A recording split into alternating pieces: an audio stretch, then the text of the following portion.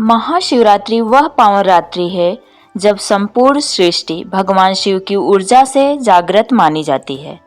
यह केवल एक पर्व नहीं बल्कि आत्मा के जागरण, संयम, त्याग और भक्ति का महापर्व है।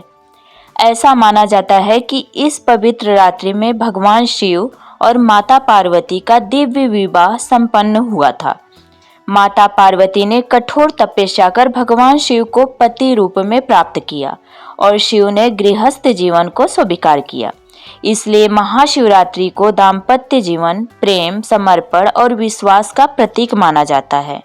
पुराणों में यह भी वर्णन मिलता है कि जब समुद्र मंथन हुआ और उससे भयंकर विष हलाहल निकला, तब पूरी सृष्टि भयभीत हो उठी। उस विष में तीनों लोकों का विनाश संभव था।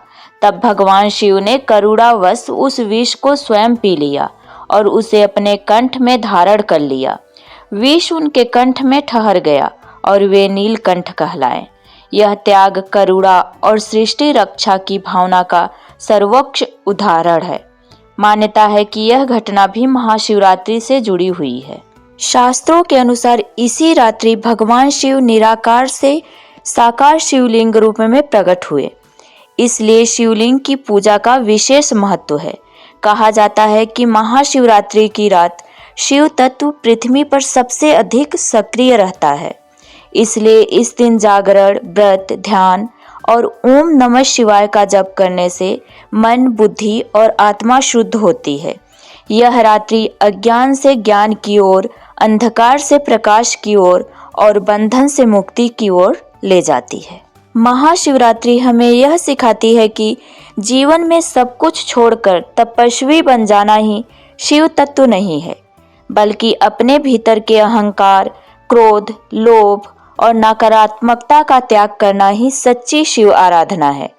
जो भक्त सच्चे मन से बेलपत्र, जल और श्रद्धा अर्पित करता है, उसके जीवन में शांति, स्थिरता और सकारात्मकता का परिवर्तन अवश्य आता है।